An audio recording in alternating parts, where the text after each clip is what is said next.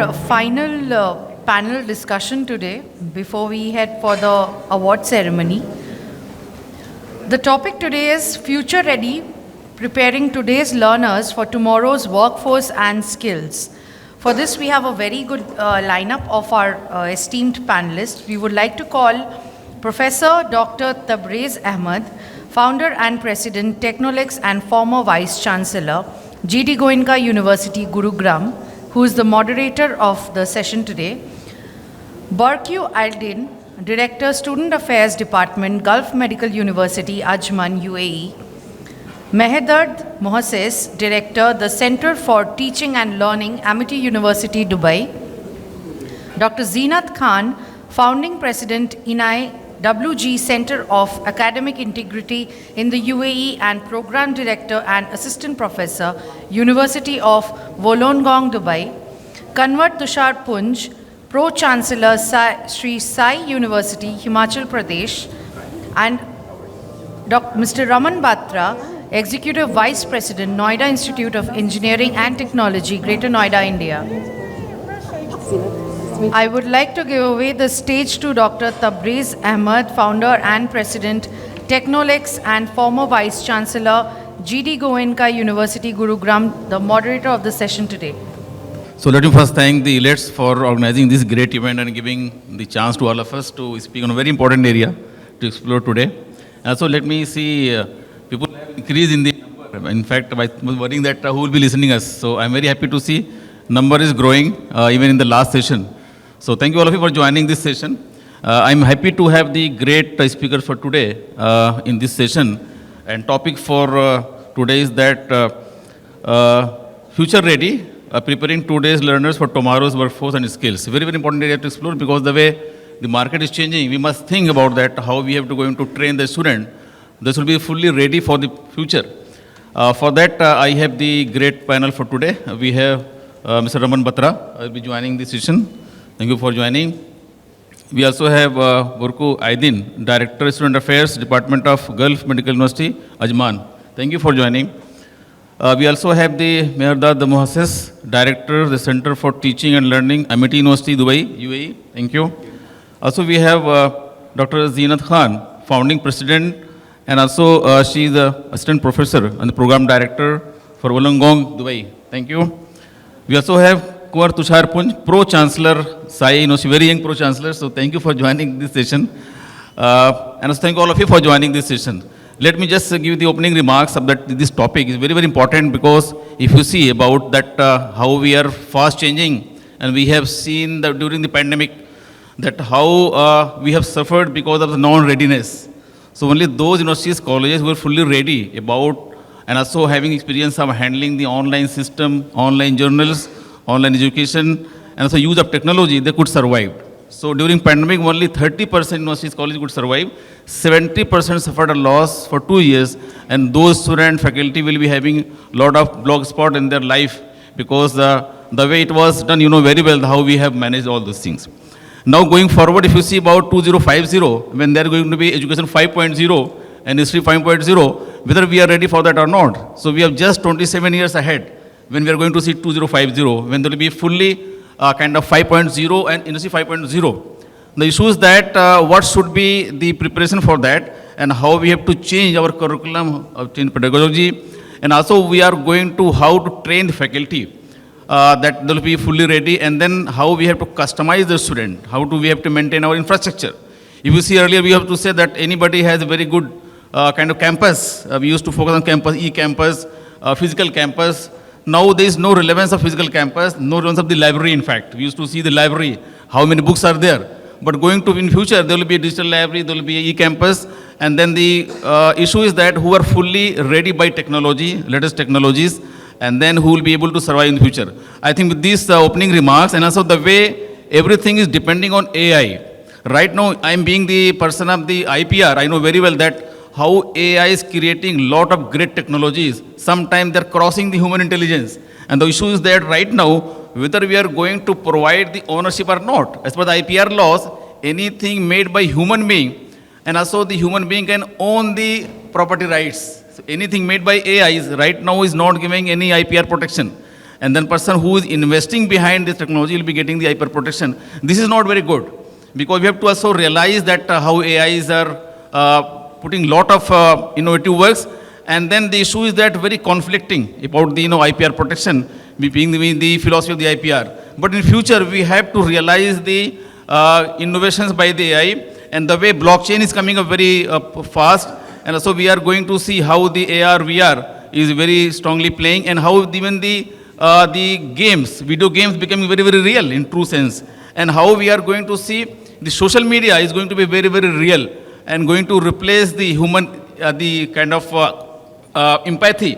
Only thing is empathy is not there in the technology, but if you can bring empathy, we are going to then compete with the human intelligence. With these few words, I think we have to see that how we have to change the pedagogy, curriculum, and the faculty quality, plus the campuses we have to transform in the real sense. Then we are going to really be very future ready. With these few words, I would just ask all the panelists, please give a short intro about yourself, plus give opening remarks. So starting from Mr. Kumar Tushar Punj, Pro-Chancellor, Sai University, please. Yeah. Very good evening to all. I think the tone of this session, panel session, about preparing today's learners for the future workforce. Myself, Engineer Kanwar Tushar Punj, I'm the Pro-Chancellor of Sri Sai University, Palampur. We are located in Himachal Pradesh, a very small state in India near the Himalayas. So one thing which I really want to put forward is that when we talk about the future problems, we also need to make sure, we need to think that what are the factors which are going to make our decisions of today to address the future challenges. And my opinion on few points are that the forces which are going to shape the future in the coming time would be the technological breakthrough. Since COVID-19, a lot of universities which were supposed to reach at their technological at par by 2030. Now, due to COVID-19, every university has updated themselves like 5-7 years ahead. So that's something, one point which is coming up.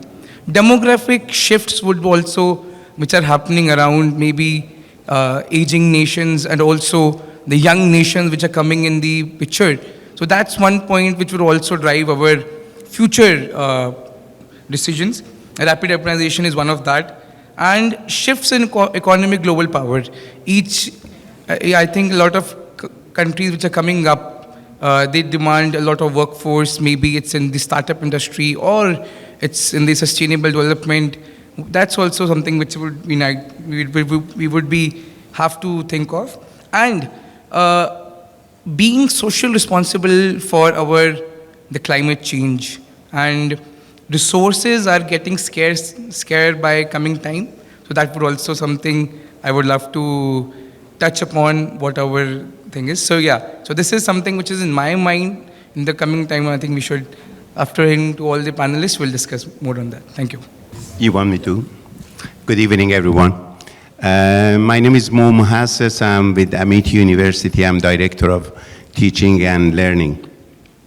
Well, I think how should we make our student ready for the future? That's really a fairly wide spectrum to discuss. Is not something you can talk about it in half an hour. But generally, I do agree with the fact technology play an important role, but technology is just a tool. What we are doing with our students in the classrooms to prepare them for a gig economy, for something which we know the future generation, the possibility that they work for someone else as an employee is remote. They have to learn the skills to be independent, to have self-discipline, to be an active learner. All those characteristics should be part of our curriculum. And is it right now? I don't think so. If you're looking at generally the curriculum we have, looking always for one answer, so that killed right away the creativity among our students. It does not encourage much collaboration, and if it does, there is hardly we measure it.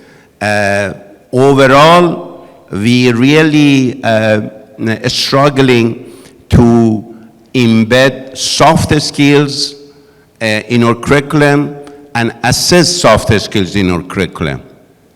That's something which is in future is quite essential, because if it's 10 years from now, everybody has blockchain, everybody have access to AI, what is the difference between company A and company B?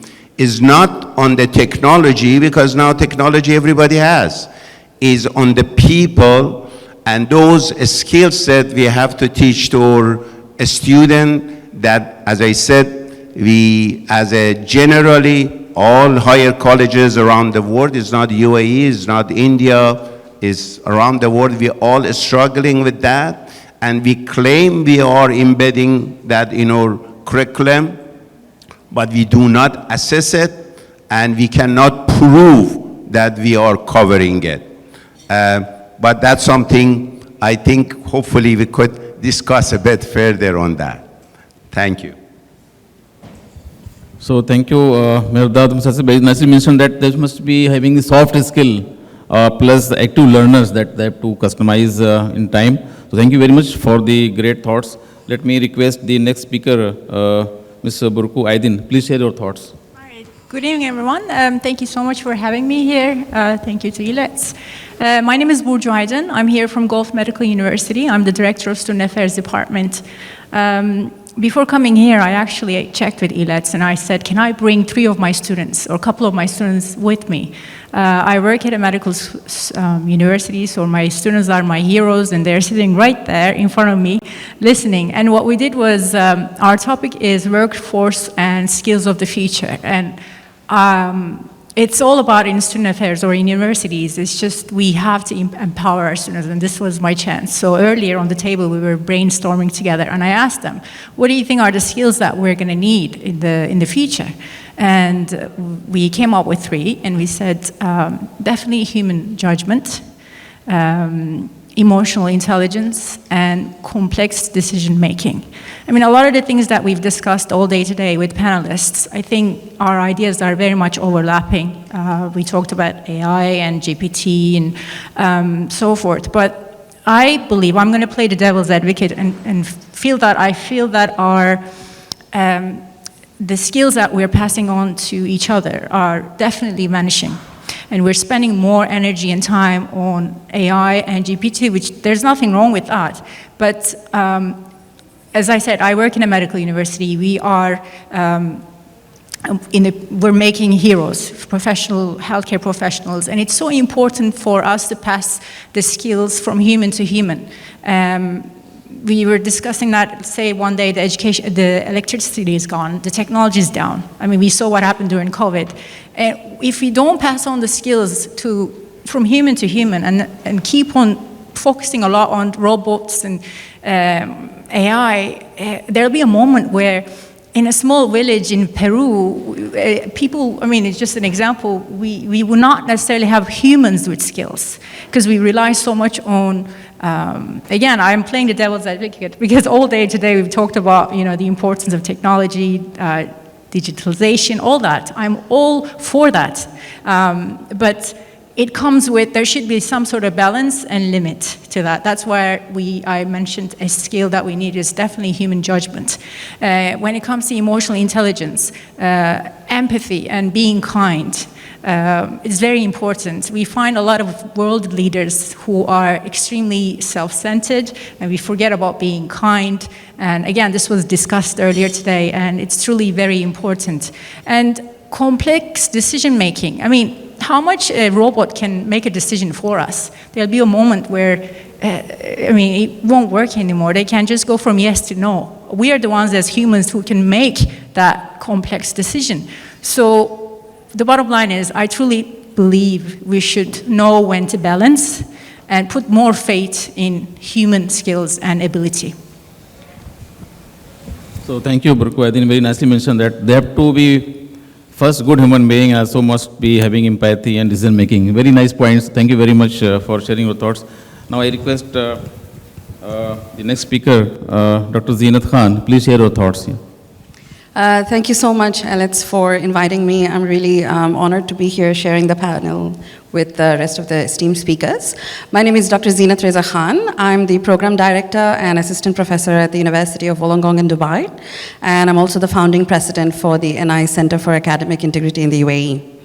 Because I've on purpose set the name of the center last because I wanted that to carry forward the next conversation, which is I'm going to kind of bring in what the other three speakers have said about when you're saying balance, judgment, you're talking about empathy. I think what we are missing out is ethics.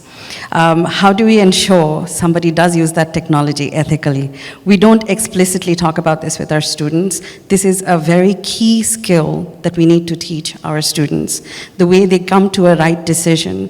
And I think we are all seeing the end product of that with, as Burcu has mentioned, the amount of political leaders around the globe and the kind of decisions they are making and the kind of impact that's having on everybody. And I think the latest on that string is the bank issue that's happening and that's starting to trickle down. It's not just about ethics in technology, but it is about ethics in everything. And I think it is one of those skills that we need to bring into our curricula and our pedagogy explicitly, not just assume that students are going to do the right thing. They need to be told what that right thing is.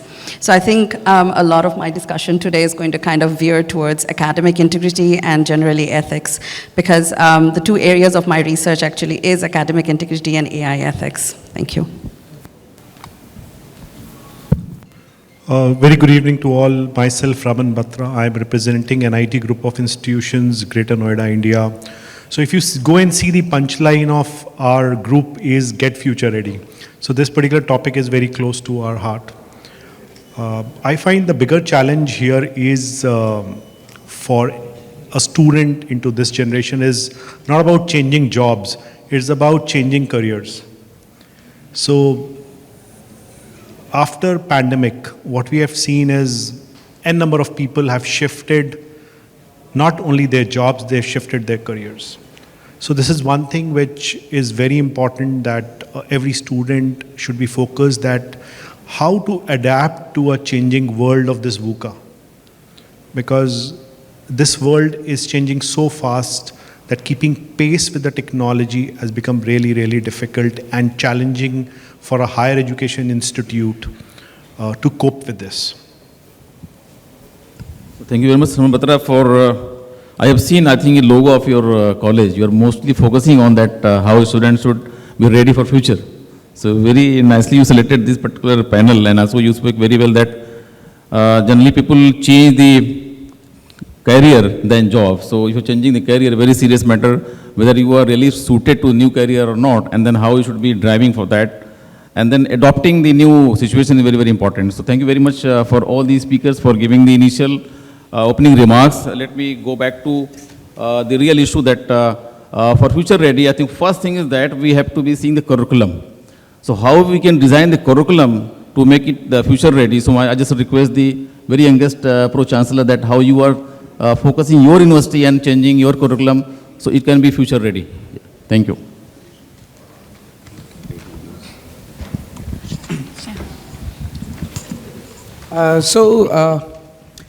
The curriculum is the backbone of any university. So we at ESAI University, we make sure that a lot of experimental learning happens around whatever we do with our students. We work on a lot of feedback from our students coming up. I think the world is changing on so fast pace. What we decided 3 years back, the skill is not much needed at today's time. So as we said, the curriculum is very important, and what I feel is there was time when internships came into the curriculum, when people started bridging the gap with offering internship to students. Okay, you do a theoretical knowledge and then take an internship and then go ahead. But now, clubbing these two things, I think one thing which we are putting forward is to make sure that sustainable development subject is added into our curriculum, because we come from the state where a lot of mountaineering region is there. So we are focusing on a lot of geological studies, mountaineering studies, how ecological and biosystem can be created with their existing course of studies. So this thing which we are very proud of, and we are taking a lead in that step.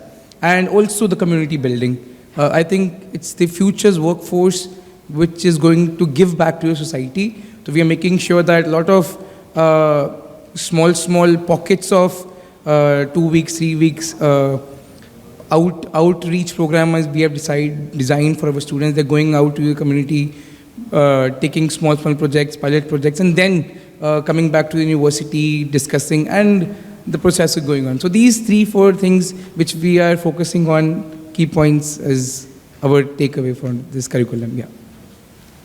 Thank you very much. I think you mentioned that you are focusing a lot on the small projects. Yeah. So this will be giving them the problem solving, because though the issue is that you mostly talk about the great thing about the world, but we never thought about the local problems. I think if everybody will focus local problems, all problems will be solved.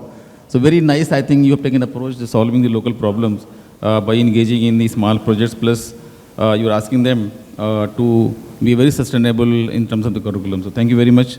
Let me request the Dr. Mehrdad, the Mohasses, because you are leading the Amity University in Dubai. So how you are actually changing your curriculum to make it relevant? Yeah. Thank you. I think what it's been said about working closely with community definitely is there. But in Amity, we start as being a branch campus. And when you are a branch campus, your hands are tied. You only can offer the courses and curriculum which been sent to you, and you just deliver it. But we recently coming out of that shell, and we become an independent university. We're getting a different type of accreditation locally. But the answer to your question is, generally, I believe the fact of building interdisciplinary project into the curriculum, if you're asking me, is the answer. If we run our curriculum on project base, and project base is not covering a content and giving a project to a student, but project is giving an ambiguous, confusing even, abstract topic to a student. This is what happening to us at work when your boss or your supervisor asks you to do something, and then that project is led by a student, and faculty role is just facilitate and make sure they are in the right path. So that's the approach we should build in. We are, with the new curriculum, we are doing that. For example, in year 1 is mandatory, all the courses is being taught, for example, in business, have at least one common project. And as they're going up, we looking at opportunity of interdisciplinary or interdisciplinary courses. But that, I would say, is also a challenge, because if you're looking at the demographic of our faculty, they are expat coming from another country. When you want to do community project, as you said rightfully, is very hard because they don't know the community. This is a new territory for them. And even if they know, there is no mechanism set up, which I think it should be set up by government, to facilitate collaboration between university and industry in order a student do internship, a student do real life and authentic project. That is missing, especially in the program like psychology or business, which are more abstract. Engineering probably is easier, or medical is definitely easier to do, in sense of the student have lab, or you may have an affiliation with the hospital. But the business program is a bit of a challenge. Thank you. Thank you very much, Mehrdad, Mohasses, that you very nicely mentioned that you are doing the international project with the collaboration of the industry. It's very, very important, but you mentioned also the problem. We students maybe from the lot of foreign country and locally, how they're going to connect with the community, really big challenge. So thank you very much for nice points. Let me go back to our next speaker, Burcu Aydin. I think you are leading the Ajman and the Medical University of Gulf. So how you are changing the curriculum to make it more relevant here?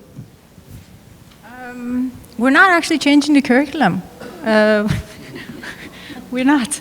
You've all heard of the word metaverse, and we're a health, obviously, it's a medical university, and what we try to do is we want to utilize our great skills, our faculty, students, and staff in the best way possible. So we have initiated something called Healthversity, and that is to have our faculty and students and staff make videos and put everything, all our skills and knowledge to online videos so that people from all around the world can actually utilize and learn from our faculty and our great assets from our university. As for curriculum, I will not say we have taken an initiative to change it. We still have the virtual doctor-patient application that we teach our students to use, but we did not necessarily say, okay, here's the AI coming, GPT chat coming, let's go ahead and make some changes. No, we haven't. So. Thank you. Now we request Dr. Zeenath Khan to share about that, how you are managing the curriculum in terms of relevance to the future here. Okay, I think I'm with Burcu here. I don't think we necessarily need to uphill and reinvent the wheel. The curriculums that we have are robust, but what helps is partnerships and collaborations with industry and government entities, and that's something we have seen even although we are an international campus in the UAE. We are one of the oldest. We were here in 1993. We got our accreditation in 2005.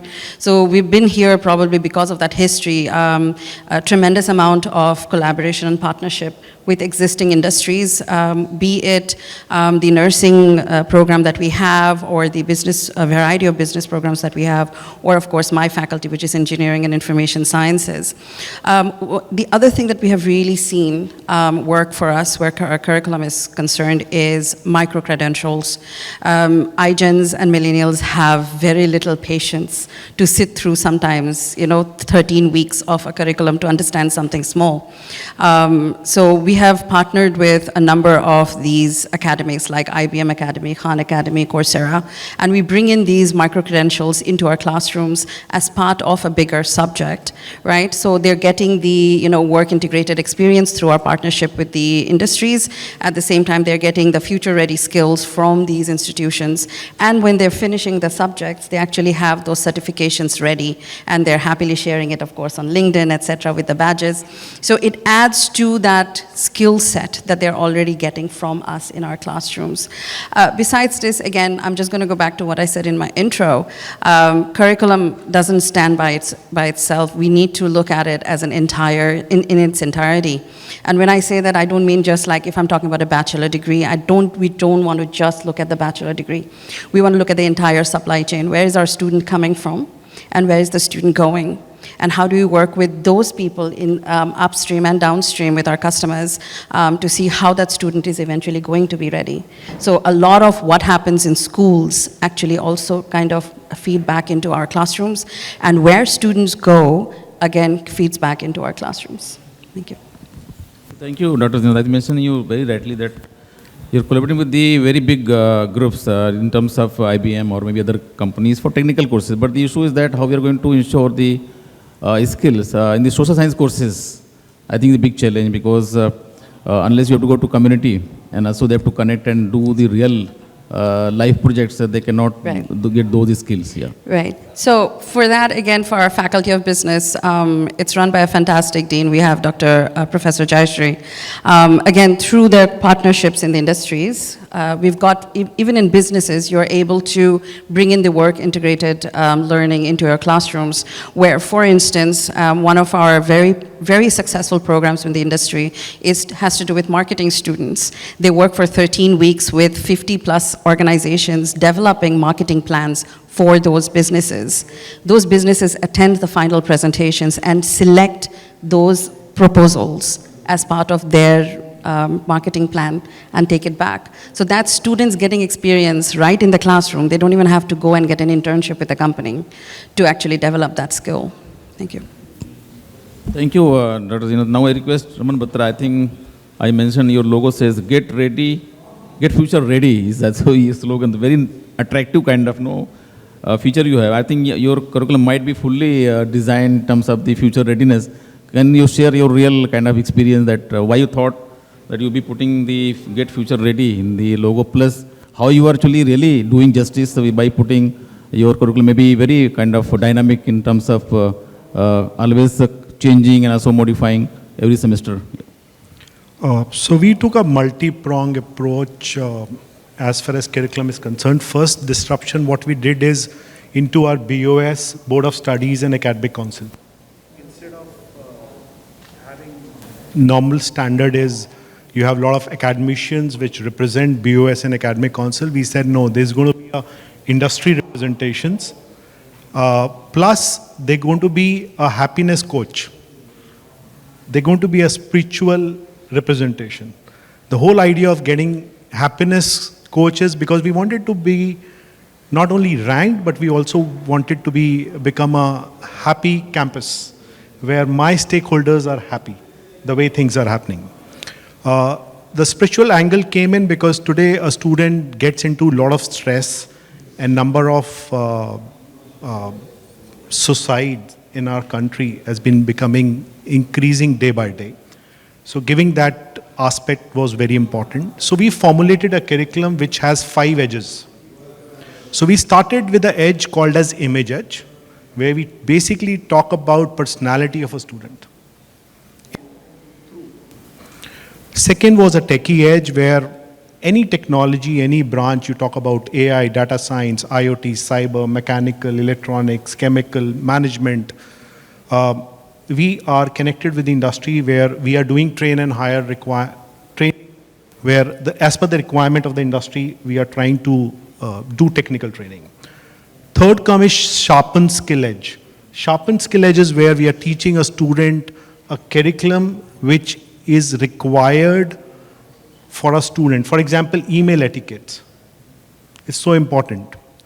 Fourth edge is corporate edge. How to adapt to a corporate. Getting a job into a corporate is one thing, but ultimately adapting to it is very, very important. So what are boardroom etiquettes, right? How to give a presentation.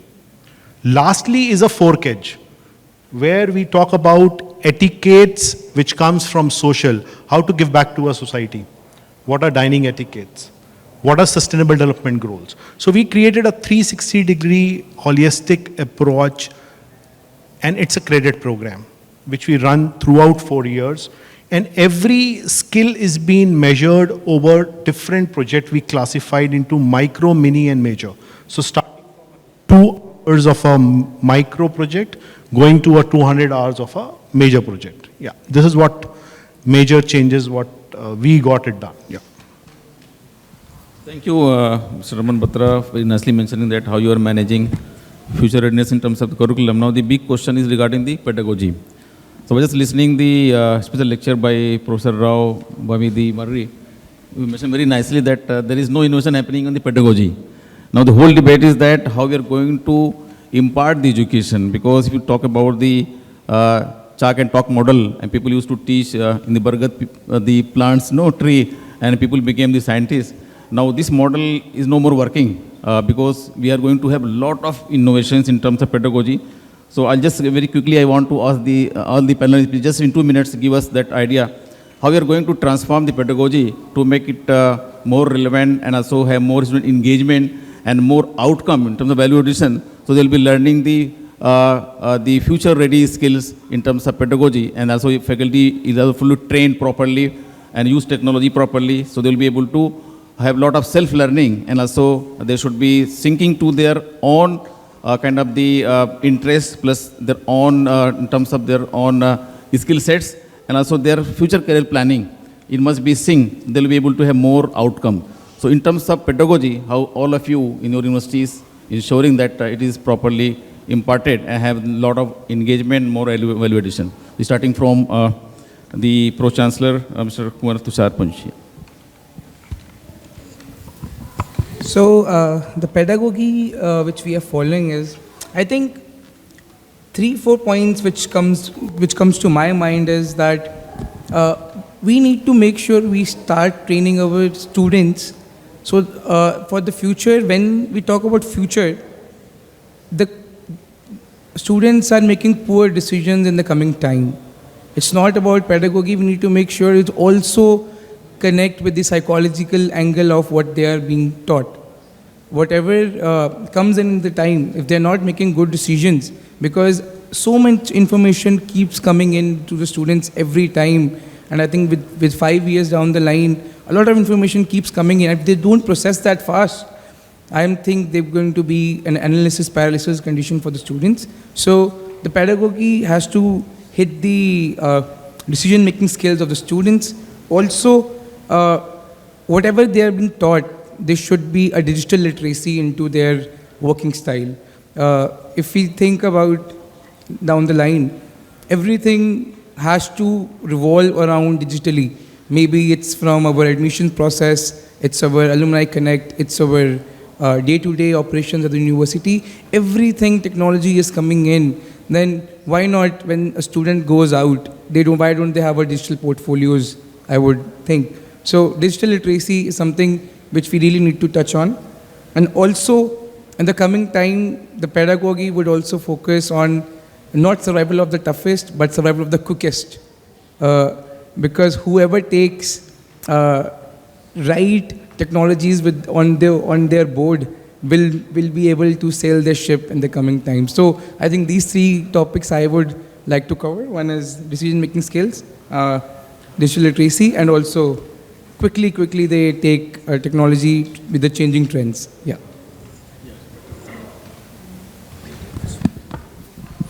Thank you. I think before we look at pedagogy, we have to look at our faculty member who is supposed to facilitate that. The higher education, if you look at the, DNA of higher education around the world, we putting in front of the class faculty member who are content expert, but most of the time, they have not gone through any formal training to become a teacher. So if you look at high school, in order to teach in high school, you should have teacher certificate. In order to teach in university, you should have some experience teaching or training, but you don't need any certificate in training or teaching. You don't have to have that. If you have, it's a plus. So when you put faculty member that out of passion, out of interest, they get to the field of teaching, but they don't have a formal education. That's the part we have to start if we're really serious about pedagogy. But now, assuming we have the right teacher in the classrooms, I think the role of the teacher with all the information technology we have around us, with Google and YouTube and all other sources they could have access. The role of a teacher is like a museum, the curator in museum, that he or she goes and find the best of everything, put it in one place, and you and I go to the museum and look at it and we say, wow, what a collection. So the role of the teacher is finding the best relevant video, the best possible case, the best material to present it to a student in that time span they have, in order to get them motivated. And of course, be a facilitator rather than a speaker. So those are the challenge, but if you're looking at generally how we assess a professor in university, their performance is based on number of research they do, is based on probably number of hours they teach, but hardly ever we're looking at generally how many professional development activity they participate and implemented. We have a visit from ministry to our university, and I asked them, I said, why in your system there is no points given to university for offering number of professional development opportunity for faculty. But you have how many, I don't know, H index we have and how many publication we have. I think early this morning they mentioned we are obsessed with the number of research and ranking, and this is what is happening everywhere. The main dish in university is teaching. Yes, research is important, but parents send their kids not because we are a good researcher, but they expect we teach them or motivate them or make them autonomous learner. Are we doing that? That's a big question, I believe.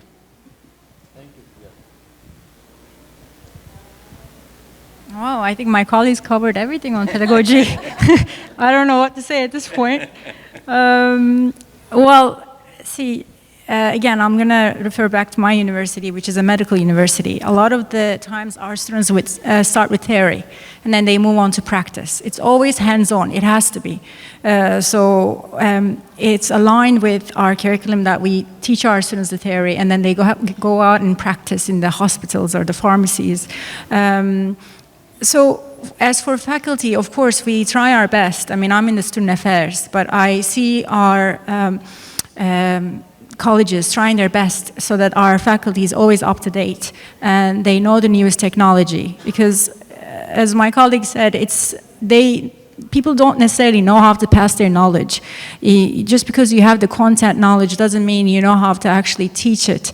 And so that's something that we always strive to do in our university, make sure that our faculty is always well prepared, technologically advanced, so that they can properly pass the new information to our students. And I mean, healthcare profession is constantly evolving, and it's changing all the time, the technology, the machines that they use. So it's very crucial that we are indeed up to date, and we try our best.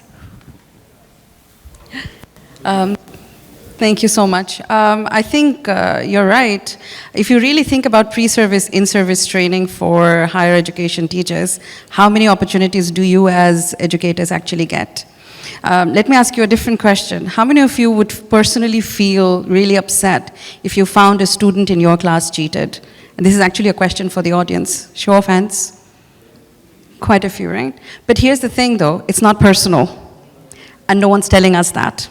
So it really does go back to the pre-service, in-service teacher training. So I'm going to go back to talking about ethics again. So we talk about pedagogy and we immediately focus on the subject content and the skills that we're supposed to be teaching students. But once again, it doesn't matter whether it's a business course or it's a technology engineering course or a biomedical course, who's teaching the student what is right and wrong? And I think in a lot of sense, the medical schools have it well settled because they've got the medical, the hypocritical oath that they're taking, they've got a coating ceremony and all of that goes on. But most of other schools don't have that. So who's teaching a student when it is okay to take somebody's work? What is the right method to actually show acknowledgement? Burcu's mentioned ChatGPT quite a few times. So if I bring that back, it really opens up a whole can of worms because it is original content that ChatGPT is giving your student. Is anybody telling the student how to use that content? Or are we just banning the technology? So again, that goes back to speaking to our pedagogy and in a lot of ways, of course, our assessments. If pandemic has showed us anything, Band-Aids don't work. in times of crisis. You should have already had the system in place to support your students and your staff. We somehow managed. 30% isn't a great statistic, right? If you look at 100% of universities, universities should have been able to move to online and deliver the content that they were teaching and continue student learning. And that has not happened in most cases, as the statistics were shared. 30% of universities only managed it successfully. What happened to the rest of the 70%? So whether it is engineering course that I'm teaching, or mathematics course I'm teaching, or a business marketing management course I'm teaching, am I prepared as an institution? Are my staff prepared as an institution? And have I fit in that curriculum, that culture within my student to take them across any kind of crisis that's thrown away? And a lot of that does fall back on our pedagogy, because what are we really teaching in the class? How are we teaching it? Just one more question to this audience again. How many of you actually cite your slides? Like actually put in citations in your slides? I just see a couple of hands. A lot of us don't do it because we think somehow we are above that expectation. My students will somehow know. But I have that expectation of my student every time that they should be citing, right? So it's a pedagogy right there. It's the teaching, training I'm giving my student in my class, irrespective of the subject that I'm teaching. So I think, again, going back to what all our esteemed speakers have said, we do need to take a step back now that COVID is finished, hopefully. And really judge how were we prepared? Why were we not prepared? Let's ask those difficult questions. Only then we can have the answers. Thank you. I think time has come where we need to graduate from pedagogy to andragogy. So adult learning is very important. Understanding our customer, client, or you call it as a student, is very important today. They come from a world of 30-second reels. They watch videos. They are more technically tech savvy than what our professors who comes to the campus and teach. So instead of acting as a teacher, if we act like a coach and start working on their strengths instead of mentioning and talking about their weakness, is what 21st century kids actually looking for. That will not only make student come to your class, but also a teacher will be equipped with talking meaningful content in a very short period. So I think andragogy is a way ahead for everybody. We need to be more innovative. We need to be more infographic in the way what we teach, and more visual content need to be treated with them instead of talking a lot of long theory. Yeah. So thank you, Dr. Zeenath, mentioning about the citation of the, I think the PPT is very, very rare. So very good idea. People generally copy a lot of PPT on the Google, and because there's no citation was there earlier, so they feel free to not to copy. So very good point you mentioned. Also, I must appreciate the points of Raman Batra. Pedagogy, andragogy. Really, we are moving ahead that in future what will happen, we are not going to be strict to the curriculum. We are going to be the kind of the course-based model, because people will just select few courses depending on the skills, and also the company will not be depending on the program. They will be depending on the courses, skills, and they will be hiring the people. So this is going to be the change in future. And also the way the quantum computing is coming in the big way, there will be a lot of change in the entire process. So I think we must be fully ready for the future. You must thank the technology. We are helping us a lot in terms of the value addition plus time saving and fast learning. So thank you all of you for patient listening, and thank you all the great panelists sharing the great ideas on future readiness. Now we can open the floor. We can have 1 or 2 questions very quickly, keeping in mind the time challenges. Yeah, please go ahead. So mention your name also if you want to ask question to any panelist. You please mention, or it will be open to the entire panel here.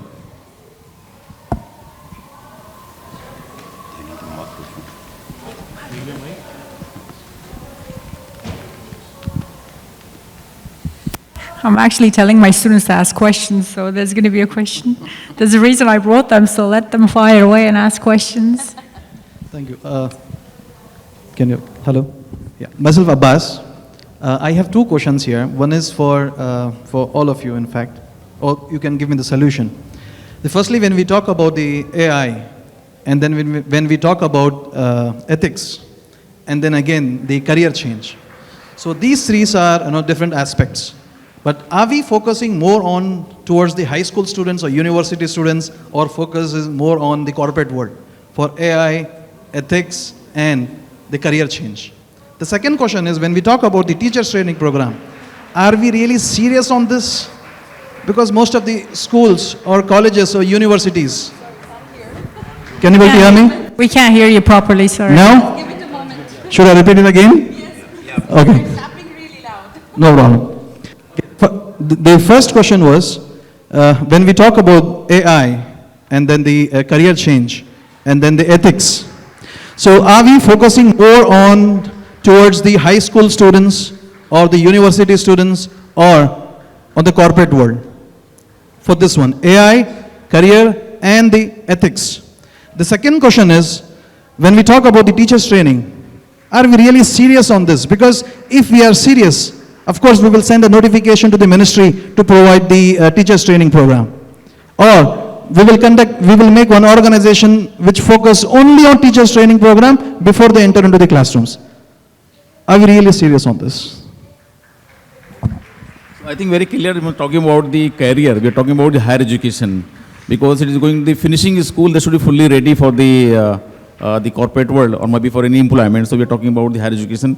Regarding the AI is coming a big way. In fact, if you talk about the Chinese model, they have taken a lot of AIs which can tell the student engagement in the classroom. They'll put a kind of device in the head of the student and they will check who are in the class, who are outside the class, and then who are not in the class, faculty can then check and also ask that why is not in the class.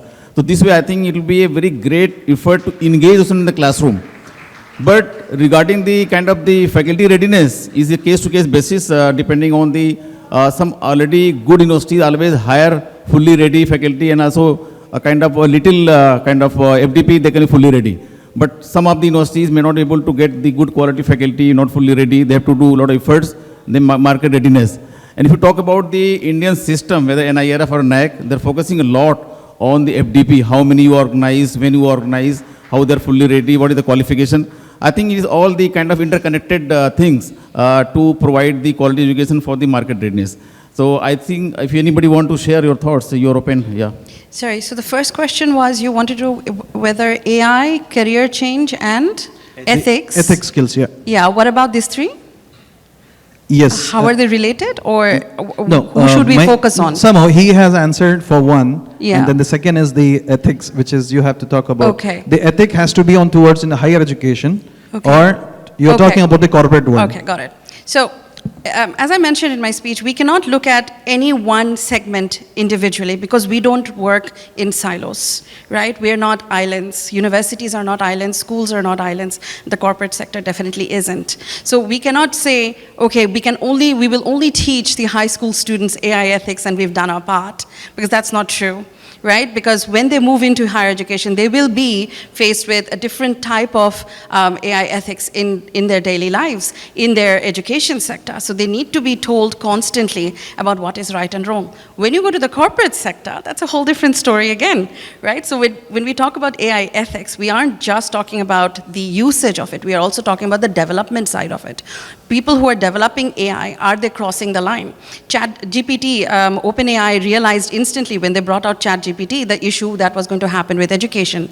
They didn't realize it when they first launched it. But because of the backlash they were seeing in the news, they realized, then they came up with the announcement saying, okay, we are going to come up with some way of watermarking the content that ChatGPT was going to be producing, right? So that's a very reactive way that OpenAI worked, but that's a corporate sector. So they need to be having AI ethics officers within their organizations so that they're manning how this technology is being developed. I think you may have seen Facebook fired their AI ethics officer, and that's caused a row because now the question is who's really overlooking the decisions that Facebook is making.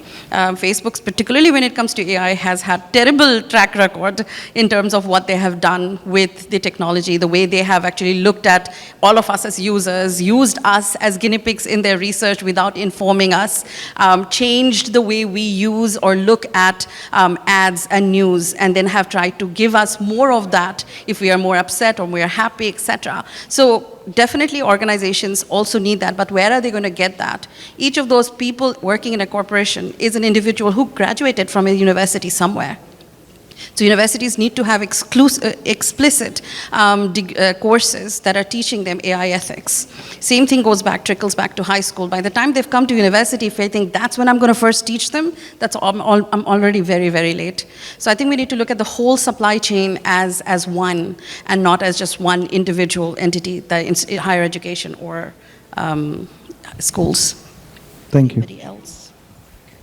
So I think we can take this last question because we have the short of the time. Yeah, please go ahead. Yeah.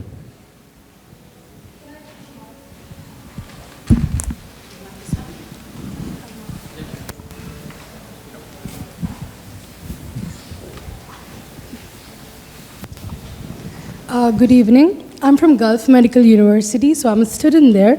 So how important do you think interprofessional skills are for a student? Because especially as a medical student, like our entire field is based on teamwork. We depend on each other, like our nurses, our ER techs. So when AI is integrated, how do you think we can retain our interprofessional skills? How can we still have that teamwork, integrated? So is there any advice for students? I'll just say it's an excellent question from a Gulf Medical University student. No, really, it does jeopardize AI, the teamwork, and anyone would like to? Sorry, I'm just trying to understand your question. So you said the impact of AI on teamwork? Yes, because see, when AI is, let's say when AI takes control, it does take the teamwork out of it, because we work with real individuals who actually influence our decision making, especially when it comes to a patient. So how do you think students can work with AI in such a field? Well, I'm probably not the right person to answer this because I'm not really pro technology that much. But let me say that is in every aspects we have to use technology the best possible way to give a service. So in health, I think you're right, that AI may take some teamwork out of the picture. But having said that, it provides accuracy, it provides preciseness that maybe human being miss that part. If a specialist look at the X-ray, may miss something, but a machine learning AI aspect who's looking at thousands of pictures and could identify abnormality by looking at any picture after that, that is something unique, and we should take advantage of that as a human being. But you're right, there are some aspect of technology gonna take away some aspect of what's happening at our day-to-day operation. I think we have to welcome that, but at the same time, technology, what we have to do, because now in education, this chat GPT that everybody's talking about is could be very good tool if we start, if we assessing our student, instead of just looking at the outcome, we look at, yeah, working, good. We look at the process. So we used to, as a faculty member, I look at the project of a student. I have to start looking at how do they make that project, group project, and expect them to explain it, and how they manage to use Chat GPT in the process, which could be actually a very unique things to do. So in that sense, there is still teamwork, group project, but using the technology.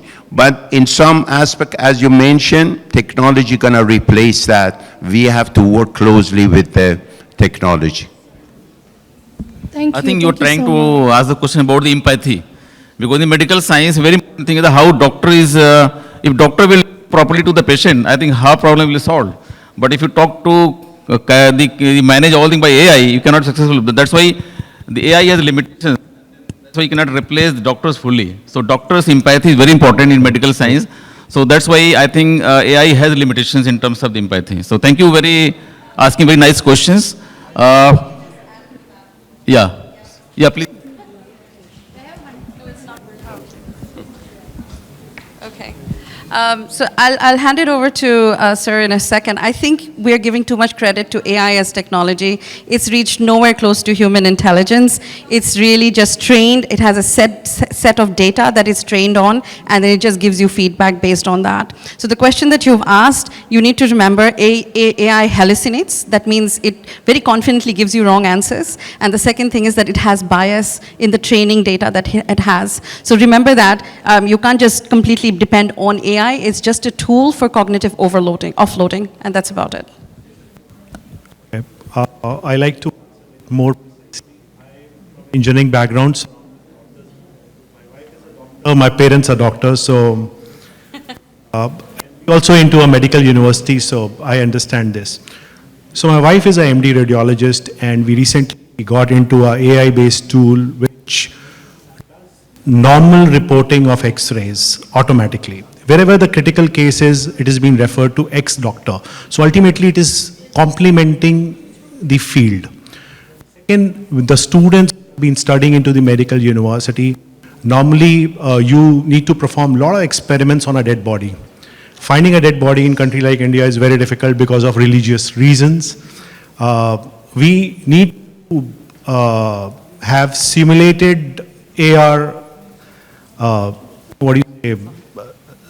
applications which are being used, which are being used for a absolutely same simulation. So for example, if 6 students were getting one human body to practice on certain things, now every student get a simulated structure. And the data has been recorded through AI. So somewhere you are creating better doctors through a technology-based system. And I think AI is something where one of the most important features which will get benefited is medical science, as far as our understanding is there. Yeah.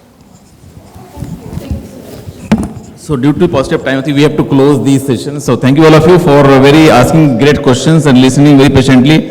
Let me thank the great panelists, Mr. Raman Batra, then Burcu, Aydin, Mehrdad, Mohasses, Dr. Zeenath Khan, and also Kumar, Tushar, Punj. Thank you all of you for sharing your great thoughts and also answering the queries in the right way. So thank you all of you and wish you all the best. Please give a big hand to all my fellow panelists for really a great thoughts and very engaging session. Thank you all of you.